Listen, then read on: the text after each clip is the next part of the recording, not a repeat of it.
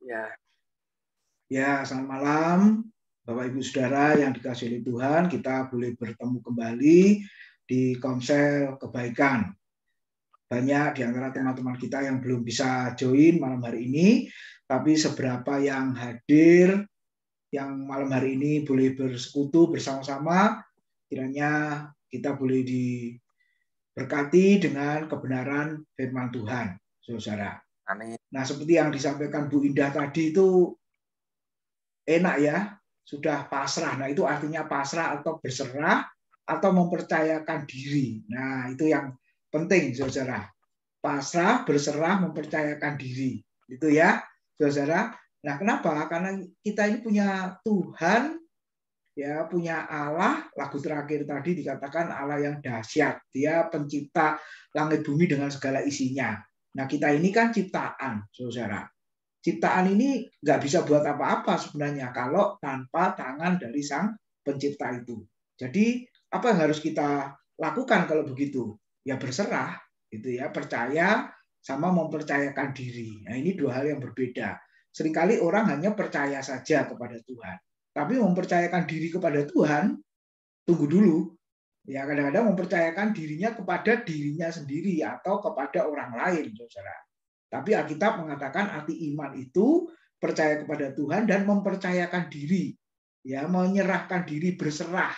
Bahasa Jawa bilang itu pasrah, bongkoan gitu loh, saudara, kepada Tuhan Allah yang menciptakan kita. Nah, renungan firman Tuhan malam hari ini, saudara, saya akan menyampaikan di dalam kitab Ulangan pasal yang ke-8.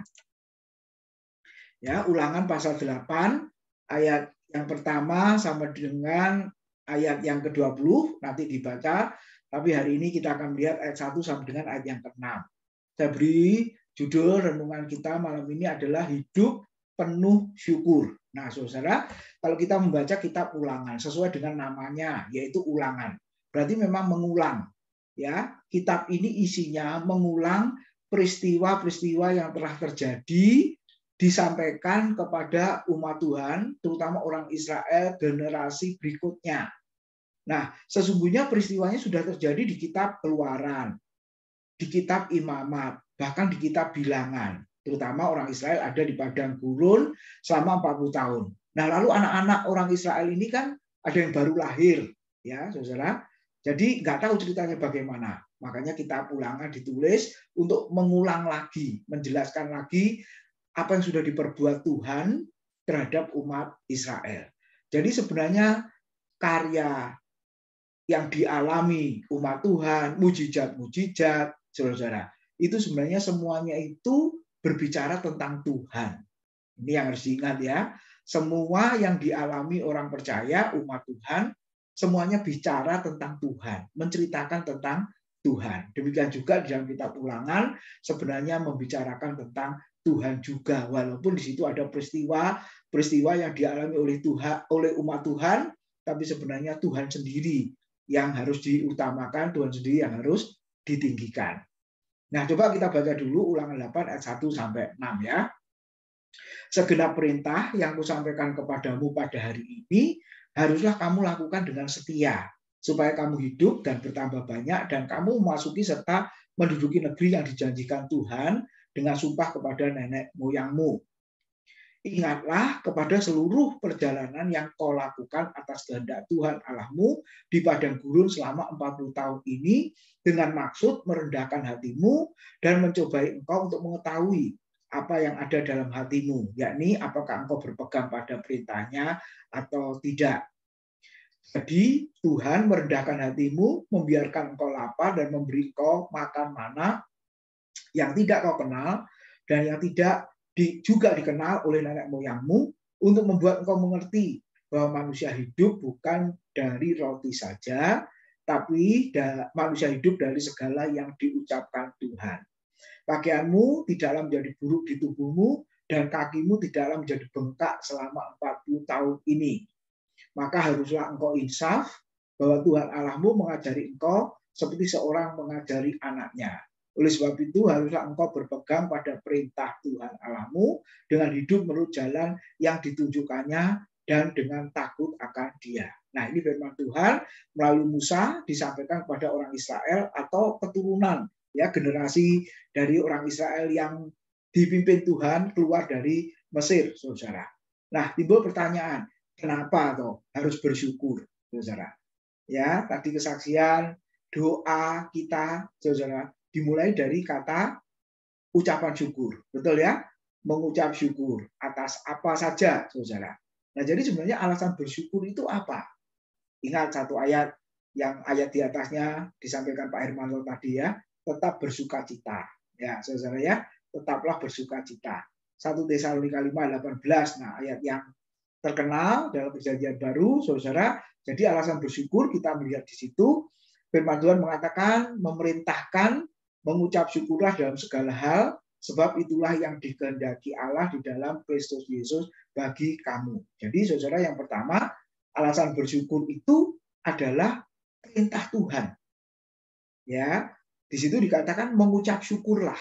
Nah, ini perintah Tuhan sama seperti perintah Tuhan yang lain dari ayat yang kita baca di Ulangan 8 tadi, supaya umat Tuhan mentaati firman-Nya, melakukan firman-Nya, ingat kepada Tuhan saja, mengingat karya Tuhan, mujizat Tuhan, perbuatan Tuhan yang sudah dilakukan orang Israel di padang gurun. Nah, saudara, perintah.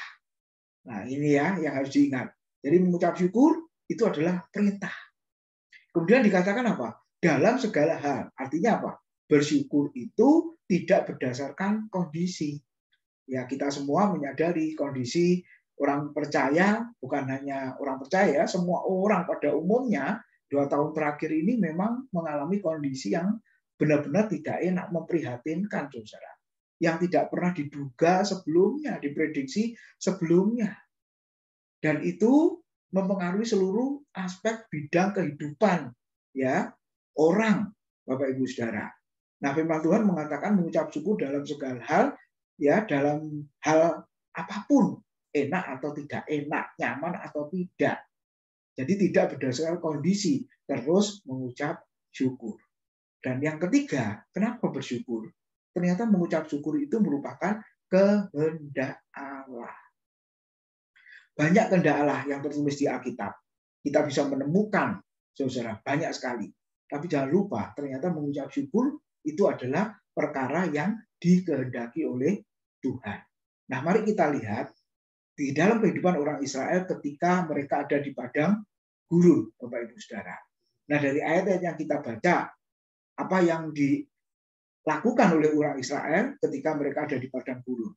Ketika kita membaca kitab Bilangan, ini membicarakan kisah ya orang Israel di padang gurun, di dalamnya ada pemberontakan.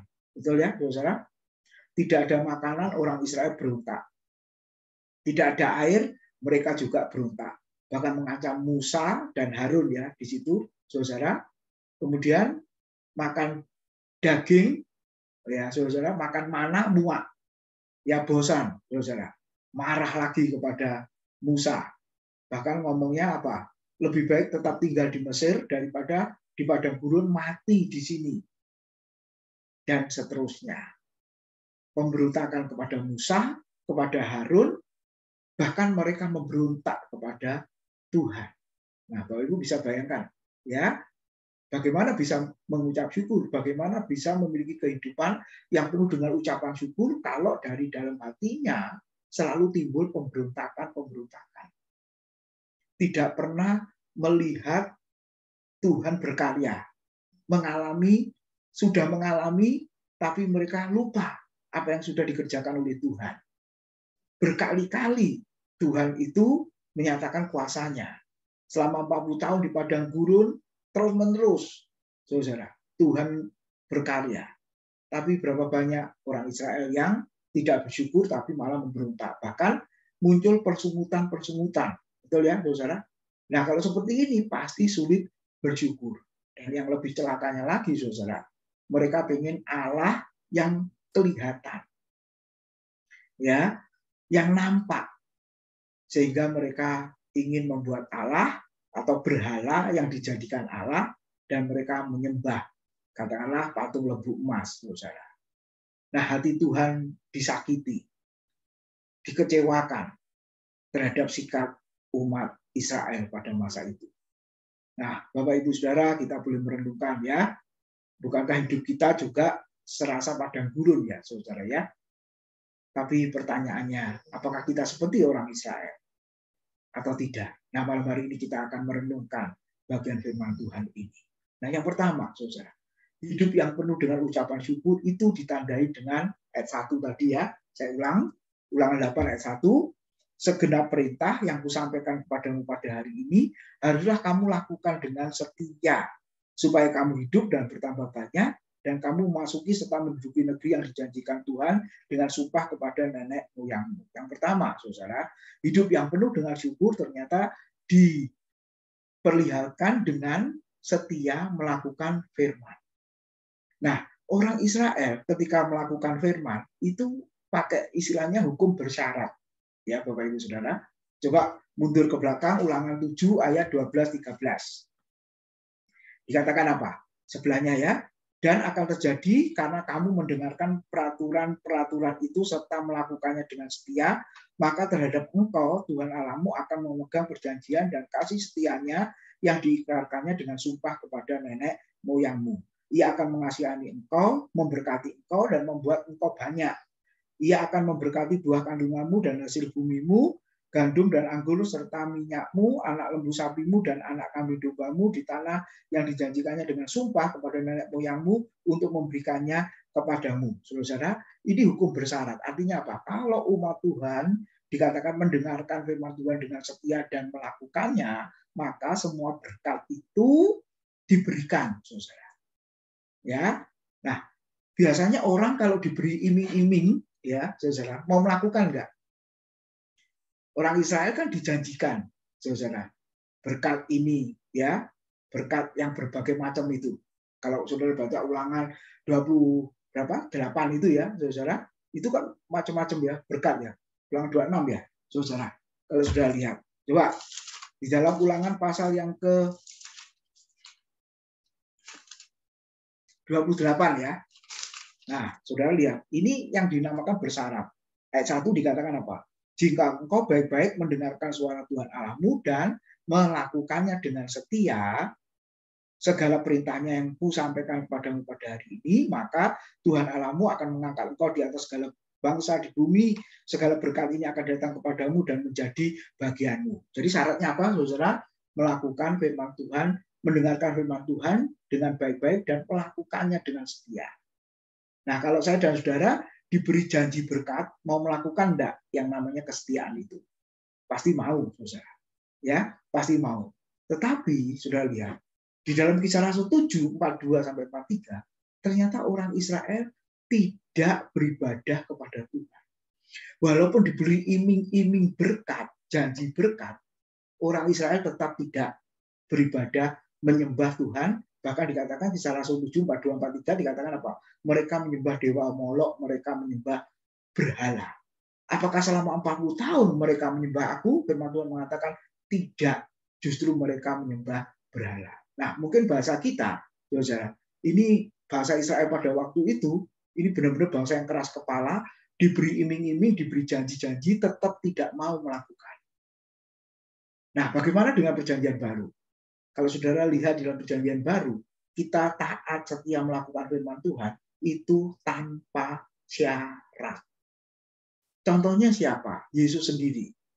Yang walaupun dia Allah, dikatakan taat sampai mati di atas kayu salib. Itu ketaatan mutlak. Jadi nggak melihat iming-iming, nggak melihat janji-janji. Nah, Kristen yang masih anak-anak dan yang dewasa, bedanya di situ, Bapak.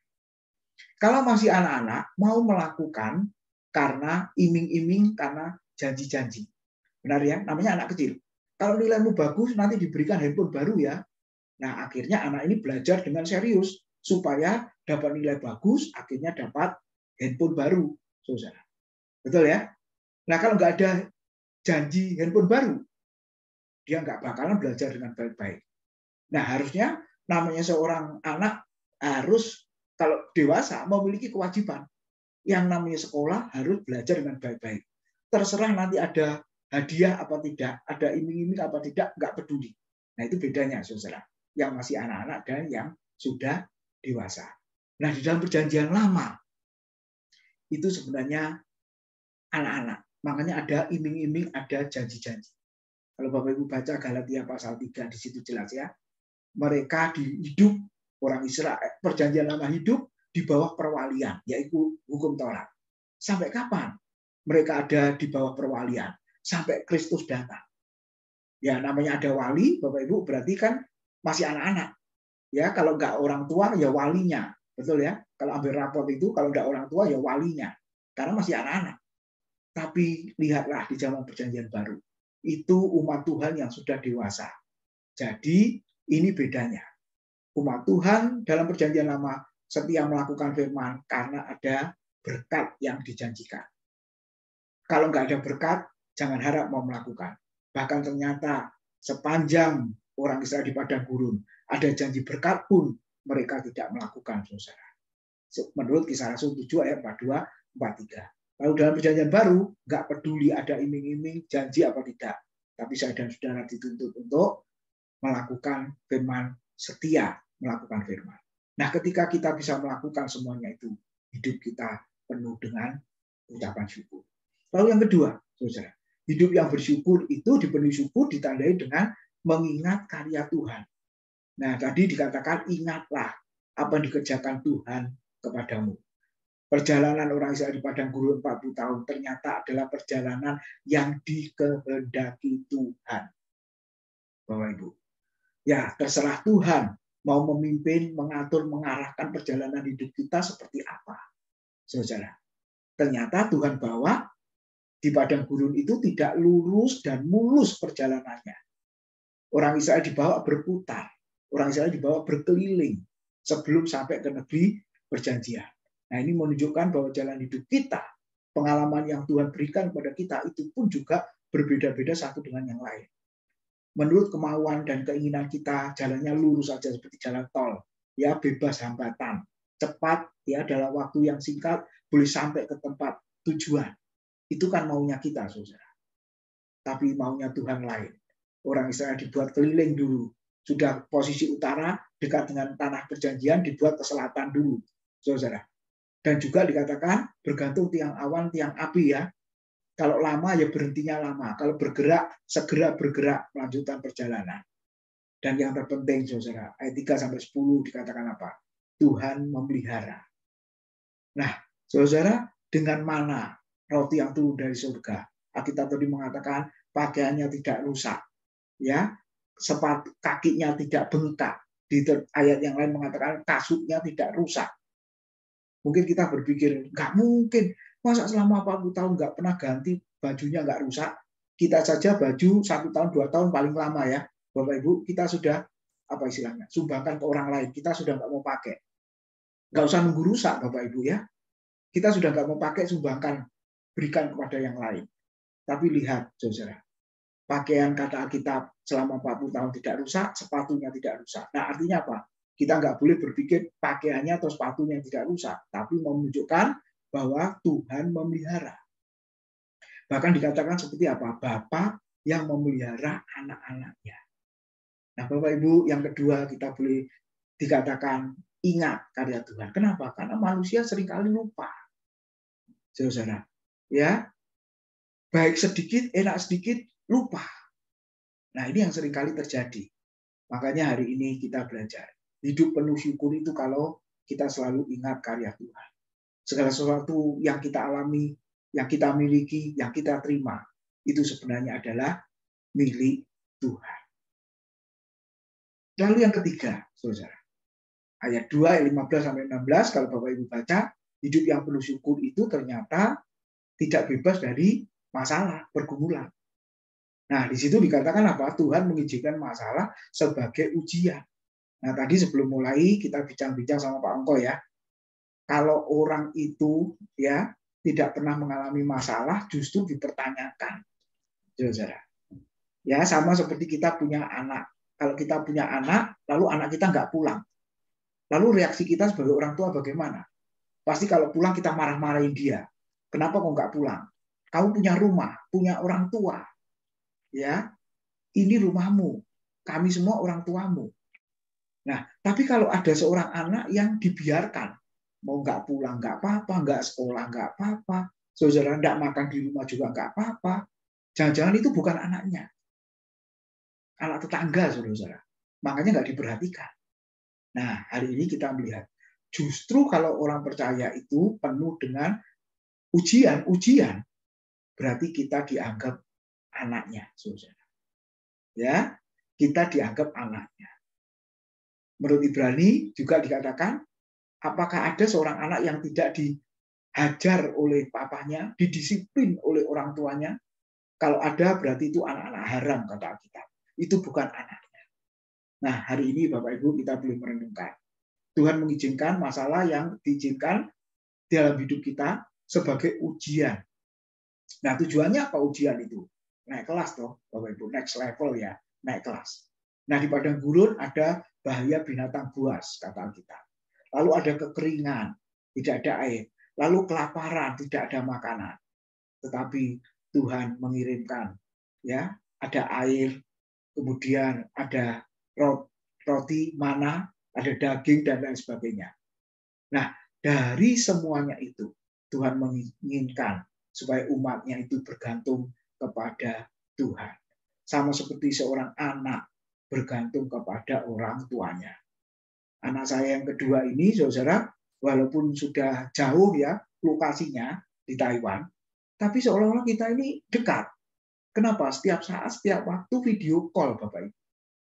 Ya, jadi seolah-olah masih ada juga di rumah. Nah, mesti cerita, gini, cerita, gini. Ya sudah kita mendengarkan cerita. Nah, namanya anak bergantung kepada orang tuanya. Umat Tuhan bergantung kepada Tuhan. Lalu yang terakhir, ini yang penting. Coba kita baca. Ulangan pasal yang ke-8 tadi ayat 17-18. Dikatakan, ulangan 8 ayat 17-18. Yang berbunyi demikian. Maka janganlah kau katakan dalam hatimu, kekuasaanku dan kekuatan tanganku lah yang membuat aku memperoleh kekayaan ini. Tetapi haruslah engkau ingat kepada Tuhan Allahmu, sebab dialah yang memberikan kepadamu kekuatan untuk memperoleh kekayaan dengan maksud meneguhkan perjanjian yang diikrarkannya dengan sumpah kepada nenek moyangmu seperti sekarang ini.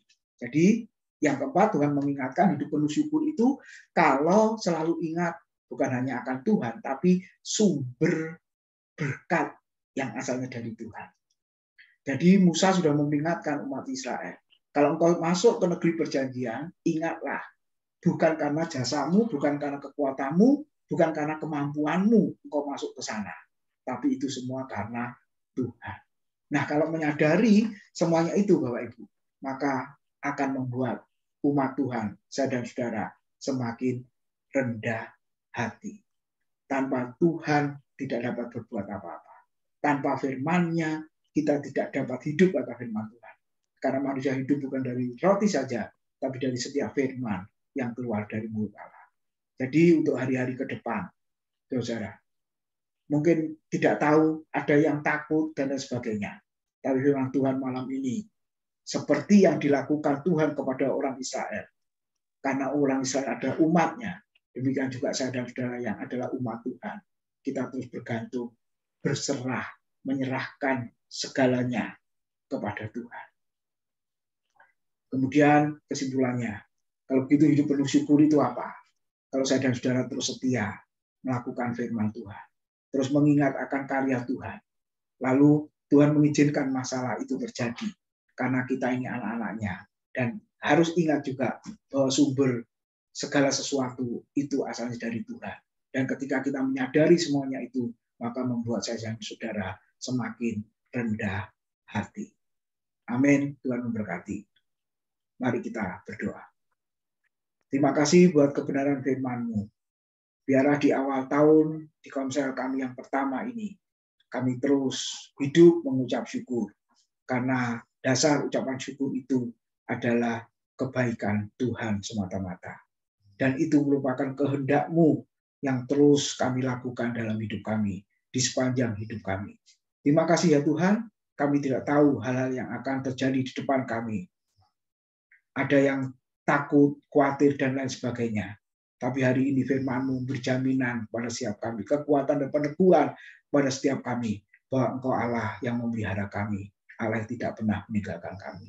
Terima kasih, berkati kami semua yang sudah hadir malam ini. Dalam nama Tuhan Yesus. Haleluya. Amin.